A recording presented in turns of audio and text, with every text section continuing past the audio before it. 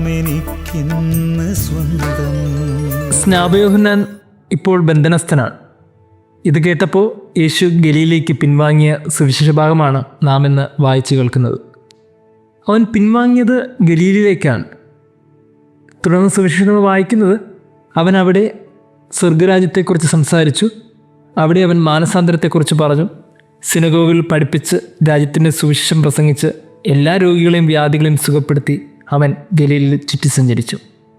വളരെ കൃത്യമായി യേശുവിൻ്റെ ദൗത്യം ഇവിടെ ആരംഭിക്കുകയാണ്. പക്ഷേ ഇവിടെ മാത്രമല്ല ഈ ദൗത്യം ആരംഭിച്ചത്. ഇതേ കണക്ഷൻ നമ്മളിനി കാണുന്നത് യേശുവിൻ്റെ ഉത്ഥാനത്തിന് ശേഷമാണ്.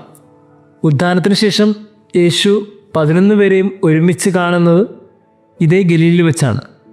യേശു തൻ്റെ 11 ശിഷ്യന്മാർക്കും ദൗത്യം കൈമാറുന്നതും ഇതേ ഗലീലയിൽ വെച്ചാണ്.